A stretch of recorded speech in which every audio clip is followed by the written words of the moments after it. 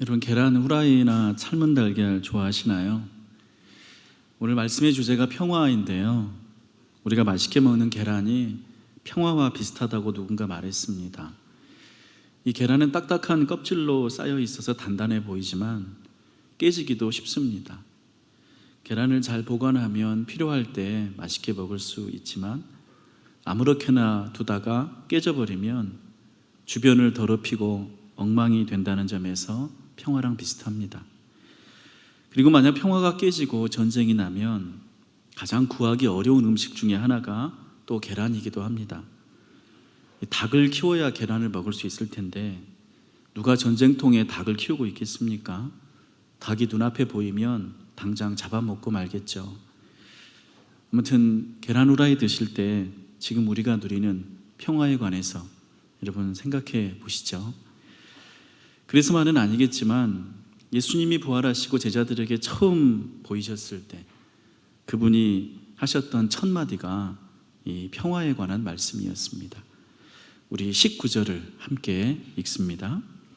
이날 곧 안식 후 첫날 저녁 때에 제자들이 유대인들을 두려워하여 모인 곳의 문들을 닫았더니 예수께서 오사 가운데 서서 이르시되 너희에게 평강이 있을지어다. 너희에게 평강이 있을지어다.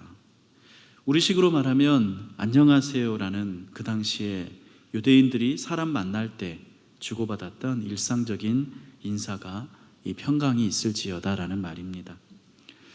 하지만 일상적인 것이 항상 평범한 것만은 아닙니다. 어떤 경우에는 전혀 일상적이지 않고 또 특별할 때도 있습니다. 여러분들이 젊으셨을 때 혹은 어리셨을 때 마음속으로 좋아하는 남학생이나 여성이 나를 향해서 미소를 지어주거나 손을 흔들면서 안녕이라고 말할 때 우리는 그 인사가 비록 날마다 반복되는 그런 날에 불과하지만 그 순간에는 특별함으로 다가오는 것을 경험합니다. 부활하신 예수님이 제자들을 다시 만나셨을 때 그야말로 말 그대로 죽었다가 다시 살아나신 그분이 제자들을 향해서 평강이 있을지어다 라는 인사말을 건넸을 때 그 말은 일상의 평범함일 수도 있었겠지만 그보다 더 깊은 의미도 담고 있었을 것입니다. 그리고 이 인사는 21절을 보시면 다시 한번 반복되고 있는데요, 오늘 말씀 전체에서 보면 3차례나 반복이 됩니다. 이 요한복음서를 통해서 이 평화의 인사를 기록으로 남겼던 요한은 단지 예수님이 평범하게 인사하셨다라는 그런 뜻이 아니라 특별한 의미를 담아서 우리에게 하신 말씀이라고 이해했습니다. 그리고 여기에는 요한이 겪은 삶의 배경이 있습니다. 우리는 성경을 통해서 예수님이 부활하시고 그 이후에 40일 동안 지내시다가 결국 승천하셨다는 사실을 압니다. 이왕 부활하셨으니까 오랫동안 제자들과 함께 또 예수님을 믿게 된 사람들과 함께 기독교의 본질을 세워가는 교회를 같이 이루어 가셨으면 좋았겠지만요, 예수님은 그냥 몇 주 만에 다시 떠나버리셨습니다. 그리고 그렇게 예수님 없이 세상에 남겨진 제자들에게 닥쳐온 운명이 사도행전과 서신서에 남겨져 있습니다. 그런데 그 제자들은 어떻게 살았습니까? 예수님의 이 인사대로 평화롭게 살았습니까? 인간이자 신이셨던 그분과 함께한 영광스러운 추억을 가슴에 안고 한적한 바닷가나 산속에 들어가서 어떤 지성적이고 영적인 책을 저술했다거나 아니면 자기 나름대로 이 깨우침을 가지고서 제자들을 모아서 서원이나 법당 같은 것들을 열어서 후학들을 양성하면서 평화롭게 살았을까요? 그러지 못했습니다. 예수님을 따랐던 제자들에게 닥친 그 이후의 인생은 험난함 그 자체였습니다. 평화와는 매우 거리가 멀었죠. 예수님 승천하신 후에 열흘 만에 성령님이 오셔서 교회가 생겨났고 많은 사람들이 기적과 말씀을 통해서 이제는 더 이상 계시지 않는 그 예수님을 자기 그리스도로 믿었는데 교회는 곧바로 사회 지배층의 제거 대상으로 떠올랐습니다. 제자들에게는 체포령이 내려졌고 최초로 생겨났던 이 예루살렘 교회는 당국의 대대적인 진압작전으로 결국 풍비박산이 나버렸습니다. 수많은 신앙인들이 길거리에서 돌을 맞았고요. 그 중에 스데반이라고 하는 교회 지도자는 그 자리에서 죽기까지 했습니다. 법 집행을 통하지 않고서 단지 예수를 믿는다는 이유만으로 돌을 던질 수 있고 또 그 돌에 사람이 맞아 죽는 그런 사회의 분위기에서 평강이라는 게 무엇이었을까요? 지금도 파키스탄과 이라크 등지에서 이슬람 과격단체의 지배를 받는 지역은요, 기독교인들이 여전히 그런 처형과 위협을 당하고 예수님을 믿습니다. 만약 우리가 이렇게 평화롭게 주일 오전에 예배를 드리는데 동네 사람들이 이 자리에 마음대로 들어와서 여러분들을 밀치고 의자를 뒤엎고 창문을 깨고 이렇게 해서 여러분들을 때리고 괴롭혀도 경찰의 제재를 받기는커녕 우리가 오히려 아무런 법적 보호를 받을 수 없다면 과연 우리에게 평화라는 게 무엇일까요? 이 요한복음서는 주후 90년에서 120년 사이에 쓰여진 것으로 추정하는데요. 요한복음서 20장에서 지금 이 장면을 기록한 요한에게 교회가 당하는 박해는 그가 겪었던 현실이었고 그분뿐만 아니라 예수님 부활 후에 기독교 신앙을 가졌던 모든 사람들이 로마가 기독교를 공인하기까지 300년 후에 그 정치적 선언을 맞이하기까지 모두들 다 평화와는 거리가 먼 신앙생활을 했었습니다. 너희에게 평강이 있을지어다. 예수님의 이 첫 마디를 단지 인사가 아니라 특별한 의미가 담긴 말씀으로 요한이 기억하는 까닭이 바로 여기에 있습니다. 아마 이 인사말을 쓰는 요한의 심정은 이랬을 거예요. 주님, 우리가 처한 환경은 평화와는 거리가 먼 삶입니다. 주님, 우리는 전쟁 같은 삶을 살고 있고 쫓겨다니며 살고 있고 빼앗기고 맞으면서 살고 있습니다. 그러면서 우리는 예수님의 이 말씀을 곱씹고 또 생각해 봅니다. 평화라는 게 무엇입니까? 주님께서 우리에게 주셨다는 이 평화라는 것은 과연 무엇입니까? 이런 의미들을 담았을 거예요. 존귀한 성도 여러분, 우리가 예수님 믿을 때 우리는 평화를 갈망합니다. 세상이 시끄럽고 아무리 혼란스러워도 우리가 예배를 드릴 때에는, 우리가 예수님 믿을 때에는 우리 마음은 평화로 가득 차기를, 그런 평화를 누리기를 우리는 바랍니다. 그런데 그 평화라는 게 무엇일까요? 예수님은 우리에게 어떤 평화를 주시는 것일까요? 대개 우리는 평화를 마음의 상태라고 생각합니다. 특히 그냥 종교에서 말하는 평화라는 것은 그런 거라고 생각합니다. 마치 풍랑이 일지 않는 잔잔한 물결 같은, 그래서 마음이 분탕질치지 않는 그런 상태를 우리는 평화롭다고 말하곤 합니다.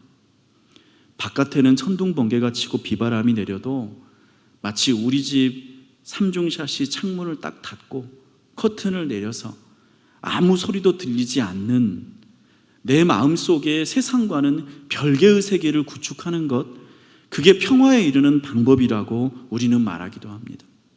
그리고 이것이 오늘 말씀에서 부활하신 예수님을 만나기 전에 제자들이 보였던 모습이기도 하고요. 여러분 19절을 다시 보시면 제자들은 유대인들을 두려워해서, 그 유대인 지도자들을 두려워해서 모인 곳의 문들을 닫았다고 합니다. 바깥의 상황이 좋지 않고 불안하니까 문들을 잠그고 그나마 안전하다고 생각하는 곳, 자기들을 지켜줄 수 있다고 생각하는 그곳에 모였습니다. 그리고 문을 잠가 걸었죠. 근데 그랬더니 그들은 평화를 얻었습니까? 그들은 더 큰 두려움에 사로잡혔을 뿐이죠. 예수님은 그렇게 숨어버린 제자들, 문을 닫아건 제자들을 찾아가셨던 것입니다. 그리고 그들에게 하신 말씀이 평화의 인사였습니다. 그런데 예수님은 이 평화를 말씀하시면서 여기에 놀라운 말씀을 하나 덧붙이십니다. 우리 21절 말씀을 같이 읽습니다. 예수께서 또 이르시되 너희에게 평강이 있을지어다. 아버지께서 나를 보내신 것 같이 나도 너희를 보내노라. 평강과 함께 무엇을 말씀하십니까? 보냄입니다. 나도 너희를 보내노라. 평화는 사방으로 통하는 괴로움과 불안과 고민의 문을 닫아 걸 때 얻을 수 있는 게 아닙니다. 평화는 고립을 통해서 생겨나는 결과가 아니라 보냄으로 이루어지는 경험이라고 예수님은 말씀하십니다. 아마 쉽게 표현해 보면 이런 걸 것 같아요. 비바람과 태풍이 몰아칠 때 우리 집 창문을 닫고 안전한 내 집에서 편히 쉬는 것이 평화가 아니라고 말이죠. 오히려 우리 집 문을 열고 밖으로 나가서 비를 맞고 있는 누군가에게 우산을 씌워주는 행동, 그것이 평화라고 예수님은 말씀하시는 것 같아요.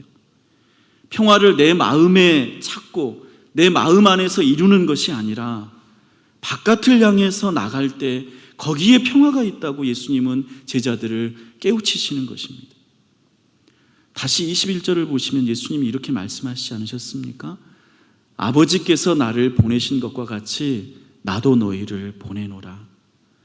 예수님은 평화의 인사를 하시면서 제자들을 보내시는데 그 보내심은 그냥 보내심이 아닙니다. 하나님이 예수님을 보내신 것과 같은 보내심, 아버지께서 나를 보내신 것 같이 나도 너희를 보내노라고 말씀하십니다. 그런데 이 보내심은 어떤 보내심입니까? 빌립보서 2장 7절 8절 말씀과 같이 오히려 자기를 비워 종의 형체를 가지사 사람들과 같이 되셨고 자기를 낮추시고 죽기까지 복종하셨으니 그 십자가의 죽으심이라. 하나님이 예수님을 보내신 그 보내심은 자기를 낮추시는 보내심이었고 자기를 비우시는 보내심이었고 다른 사람들과 같아지는 보내심이었죠. 우리는 지금 바이러스 감염증 사회를 힘겹게 지나가면서 이 불안과 어려움으로부터 평안을 되찾기를 원합니다.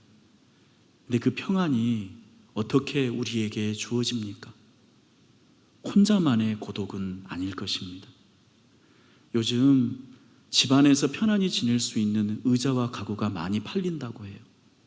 그런데 그렇게 집에서 지내는 의자와 소파를 사들이고 시간을 재미있게 보낼 드라마를 즐겨보고 어른용 왕구를 조립하고 그동안 못했던 게임을 실컷 한다고 해서 우리는 평화로워지는 게 아닙니다.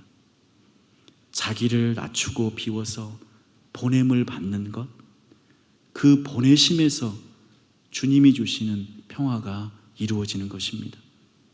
함께 더 많은 시간을 보내게 된 가족들 앞에서 그 가족들이 불편하고 보기 싫을 때, 그 가족들 앞에서 자기를 낮출 때, 이런저런 욕망이 생겨나고 그 욕망들에 휘둘릴 때, 그 욕망 앞에서 자기를 비울 때, 예수님이 이 세상에 오셔서 사람들을 구원하시려고 죽으신 십자가를 내 마음에 품고 요즘 들어 더 날카롭고 예민해진 사람들에게 나아갈 때 그 보내심에서 평화가 비로소 시작된다고 예수님은 말씀하시는 거죠. 이 복음서를 기록한 요한을 비롯한 제자들이 깨달았던 것이 바로 이것이었습니다. 그래서 부활을 믿은 처음의 교회들과 그리스도인들이 예수님이 전하는 이 평화의 인사를 듣고 어떻게 살아갔습니까? 자기들을 혐오하고 미워하는 그 세상에서 멀리 도피한 것이 아니라 이 세상이 소란하고 우리를 괴롭히고 힘드니까 잠시 우리를 숨기자, 우리끼리 깊은 산속에 들어가서 공동체를 세우며 이 사태를 피하자, 이렇게 살았던 것이 아니라 예수님에게 보냄받은 평화의 사도로서 분쟁과 다툼이 여전한 그 삶의 현장으로 나아갔습니다. 그리고 거기에서 주님이 주시는 평화를 맛보기 시작한 거죠. 우리나라 기독교인들 중에서 이 평화를 가장 잘 실천하고 경험했던 분이 누구일까를 생각해 보았습니다. 그리고 그러던 중에 손양원 목사님이 기억이 났습니다. 손양원 목사님은 여러분도 잘 아시는 그 사랑의 원자탄이라는 별명으로 더 많이 알려져 있는데요. 1902년에 태어나셔서 전쟁 중이던 1950년 북한 공산군에게 총살을 당해서 이 땅에서 생명을 마쳤습니다. 일제시대 때 목사로 활동하면서 자기의 기독교적인 신념을 지키려고 신사참배를 거부하고 해방이 될 때까지 옥고를 치렀다는 그 개인적인 신앙의 면모도 물론 훌륭하시지만요, 정말로 그분에게서 예수님의 평화를 발견하게 되는 장면은 여수 예양원에서 나병 환자들을 돌보았던 삶이었습니다. 문둥병이라고 천대하면서 누구도 가기를 꺼려했던 예양원, 혹시라도 방문하게 되면 누구나 가운을 덧입고 흰 장갑을 끼고 들어갔던 그곳에 손양원 목사님은 평소의 차림 그대로 들어갔습니다. 지금의 위생관념으로는 비난받을지 모르겠지만 환자들을 차별해서는 안 된다는 그분의 담대함과 사랑으로 인해서 그 몸뿐만 아니라 마음까지 상처 입고 닫혀 있었던 예양원 환자들은 변하기 시작했습니다. 그러다가 1948년 여수 순천 사건이 일어났을 때 봉기한 공산분자들이 그 선 목사님의 19살, 24살 두 아들을 총으로 쏴서 죽였습니다. 이유인즉 기독학생회장으로 복음을 전한다는 죄목이었죠. 그런데 그 두 아들의 장례식에서 선 목사님이 드렸던 10가지 감사의 기도는 모든 이들에게 엄청난 감동의 충격을 주었습니다. 아들들을 죽인 자들을 원망하지 않겠다고, 복수심에 사로잡혀서 살지 않겠다고, 오히려 복음을 전하다 우리 아들들이 순교했으니 감사하다는 그분의 기도 앞에서 세상이 이해할 수 없는 기독교인의 평화가 드러났던 것입니다. 그리고 선 목사님은 아들들의 살인 혐의로 사형을 당하게 된 공산당 청년을 용서하고 구명하고 오히려 그를 자기의 양자로 삼아서 돌보았습니다. 2년 후에 6.25 전쟁이 일어나서 북한 군대가 침략해 왔을 때에도 자기 자신은 나병 환자들을 두고서 도망할 수 없다면서 오히려 직원들 피난 가는 배를 환송을 했고 곧이어서 공산군에게 총살을 당할 때까지 복음을 전했던 분이 손양원 목사님이었습니다. 그분은 사실 당신이 그렇게 행동하는 이유가 세상을 평화롭게 만들기 위해서라고 직접 표현하신 적은 없습니다. 그러나 일제강점기와 해방의 혼란기, 전쟁과 동족상잔의 비극이 쉴 틈 없이 닥쳐왔던 그 시대에 평화라는 건 정말로 죽어서나 누릴 법한 그런 꿈속의 이야기로나 치부될 그 어려웠던 시대에 가장 평화롭게 살았던 사람이 누구였을까요? 넓은 저택에서 부유하게 사는 권력자들이었을까요? 깊은 산속 오두막에 숨어있던 피난민들이었을까요? 바로 손양원 목사님과 같은 성도들이었겠죠. 복음을 들고 세상에 보냄받은 사람들, 사랑과 소망을 자기 삶으로 나누려고 했던 그런 그리스도인들이 그 어려웠던 시대에 가장 평화로웠던 삶을 산 사람들이었겠죠. 예수님은 제자들과 함께 보냈던 마지막 날 밤에 이런 말씀을 하셨어요. 요한복음서 14장 27절 말씀인데 제가 읽어드립니다. 평안을 너희에게 끼치노니 곧 나의 평안을 너희에게 주노라. 내가 너희에게 주는 것은 세상이 주는 것과 같지 아니하리라. 너희는 마음에 근심하지도 말고 두려워하지도 말라. 존귀한 성도 여러분, 예수님이 우리에게 주시는 평화는 세상이 주는 것과 같지 않습니다. 그 평화는 단지 동굴 같은 피난처에 들어앉아서 고요하고 잔잔하게 내 마음의 상태를 돌보는 게 아니기 때문입니다. 그 평화는 이 불의한 세상을 바꾸겠다며 시위대를 이루고 거리에 나가서 시끄럽게 외치는 그런 구호가 아니기 때문입니다. 예수님이 주시는 평화는 사랑과 소망을 살아가는 삶입니다. 하나님께서 예수님을 이 땅에 보내셔서 사람들을 돌보시고 희망을 주시고 사랑으로 새롭게 하신 것처럼 예수님 믿는 우리가 세상으로 보냄을 받을 때, 내 가정과 내 일터로 보냄을 받을 때 그들 앞에서 우리 자신을 낮추고 비우면서 그들과 함께 살아갈 때 그 삶에 찾아드는 예수님의 선물이 바로 평화인 것입니다. 우리 삶의 모습은 다 다릅니다. 아마도 저를 비롯해서 우리 중 대다수는 손양원 목사님이나 초대교회 사도들 같은 그런 놀랍고 대단한 일을 하지 못할 것입니다. 하지만 우리가 그리스도인으로서 무엇을 믿고 어떻게 살아가야 할지는 바르게 알기를 바랍니다. 그리고 이 말씀도 함께 드리고 싶습니다. 우리가 평화를 몸소 살아가고자 할 때 평화는 우리의 노력의 결과가 아니라는 사실입니다. 평화는 오늘 말씀과 같이 예수님이 우리를 찾아오셔서 주시는 영적인 권위입니다.